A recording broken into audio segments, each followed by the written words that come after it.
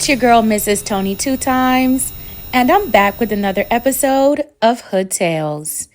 In this video, I'll be taking it to Jackson, South Carolina, to discuss the grisly disappearance of 30-year-old mother of two, Jamilla Smith, after a tumultuous relationship with her ex-boyfriend, 34-year-old Daniel Harmon.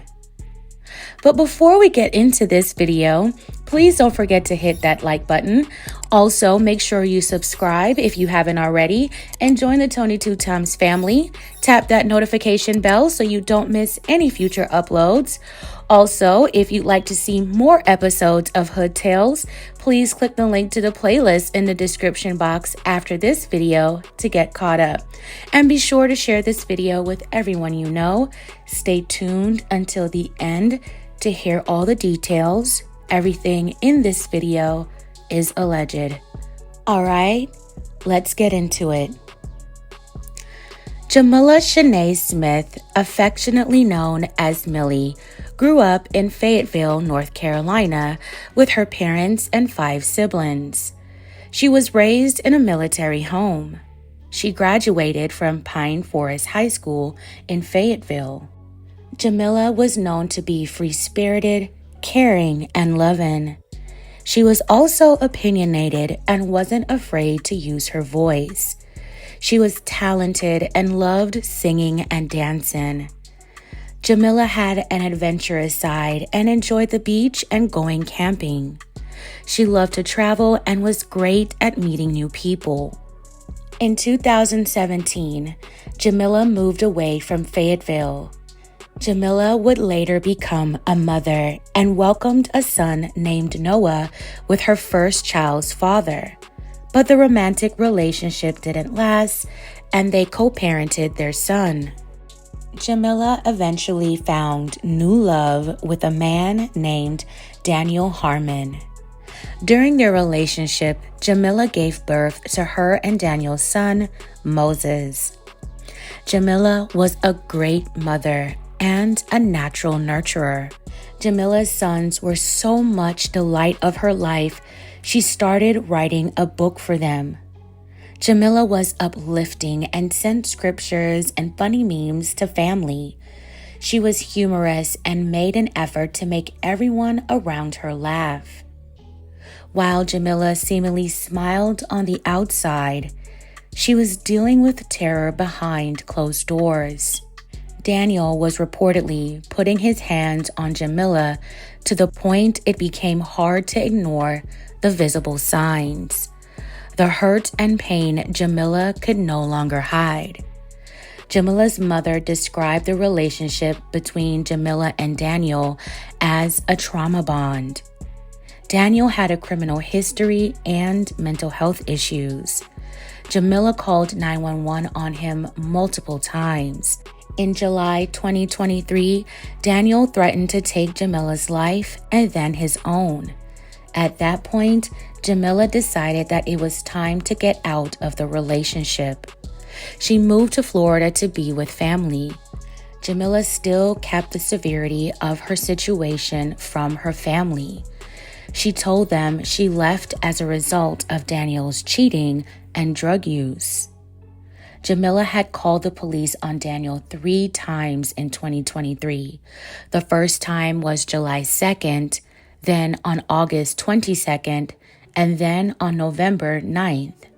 It seems like Jamilla was back and forth between Florida and South Carolina during her transition.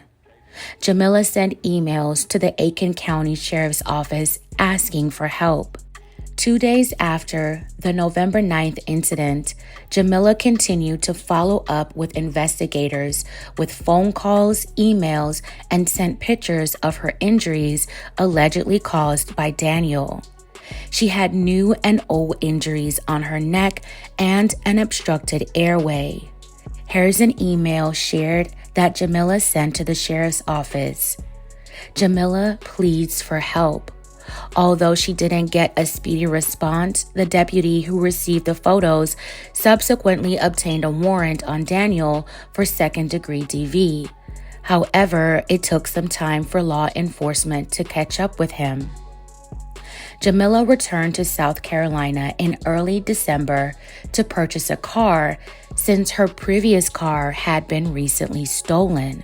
On Saturday, December 2nd, 2023, Jamila took a trip to Colombia with Daniel to get her car situation straightened out. Jamila had planned to stay at her ex-boyfriend's house that night. On their way back, Daniel and Jamila got into an argument. Jamila FaceTimed her mother on Daniel's phone around 5 p.m., saying he had thrown her phone out of the car on I-20. Jamila's family had access to her phone location and helped her locate her phone on the interstate. While on FaceTime with Jamila, her mother noticed that she was driving while Daniel slept in the passenger seat because Daniel was supposedly under the influence of an unknown substance. Jamila later texted her mother and thanked her for helping finding her phone. Jamila and Daniel arrived at the house they once shared in Jackson around 6:30 p.m. Family members reported last hearing from Jamila around 7 p.m. She was supposed to pick up her oldest son from his father in Augusta, but Jamila never made it. Jamila's mother tried calling Jamila, but there was no answer. Jamila's phone location was still visible to her family, and it was showing up at Daniel's residence. It was unlike Jamila to not pick up her son or to communicate with her family. Later that night, Jamila's mother requested a wellness check at the house. The officer told her that he was out there. There was a 911 call. At 8:41 p.m., an unnamed woman, later identified as Jamila, made a 911 call saying her ex-boyfriend had come to her home and attempted to break in. She said she ran down the street to get away from him. She sounds out of breath on the call and says that he is chasing her down.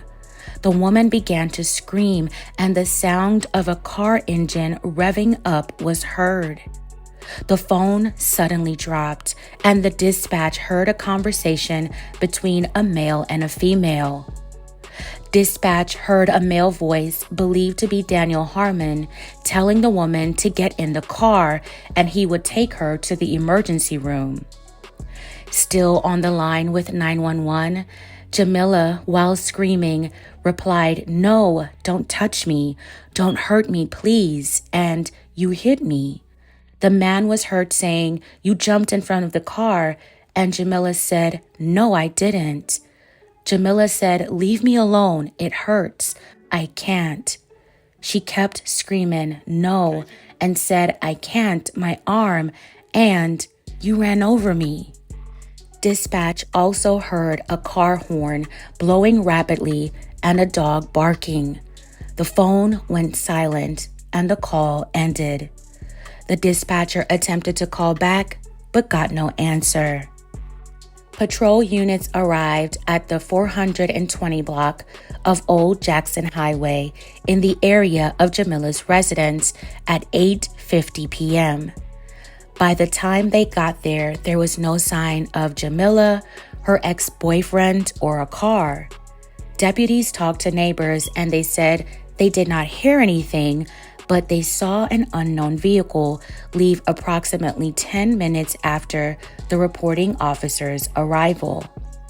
After Jamila's mother learned about the 911 call, she asked police to go back to the home. When deputies got to the house, they found a window screen of one of the front windows that appeared damaged was still sitting on the ground with the window open. They also saw Jamila's keys lying near the window, and a shoe print was on the front door. The reporting officer also stated that the front door was unlocked, and after entering the residence, there was no sign of a struggle or evidence of foul play. The following day, on December 3rd, Jamila's mother filed a missing person report after she still couldn't get in touch with her daughter. Daniel's whereabouts were also unknown. His family tried contacting him as well, but got no answer. On December 4th, police released a missing person alert for Jamila and Daniel to the media, calling them both missing and endangered. The family believed that they were driving in a black Dodge Charger. A tip later came in from an individual who said that they rented a 2023 black Charger to Daniel Harmon, and there was a tracker on it. On December 5th, the car was located at a property on Carpentersville Road in North Augusta. SWAT was brought in to assist with the apprehension of Daniel Harmon. The black Dodge Charger was found covered at the home. The home was cleared after a brief standoff, and Daniel was taken into custody. Daniel apparently was under the influence of unknown substances and needed to be hospitalized.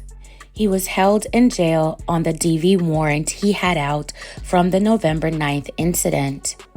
While Daniel had been found, Jamila was still missing. Detectives conducted a search of the black Charger.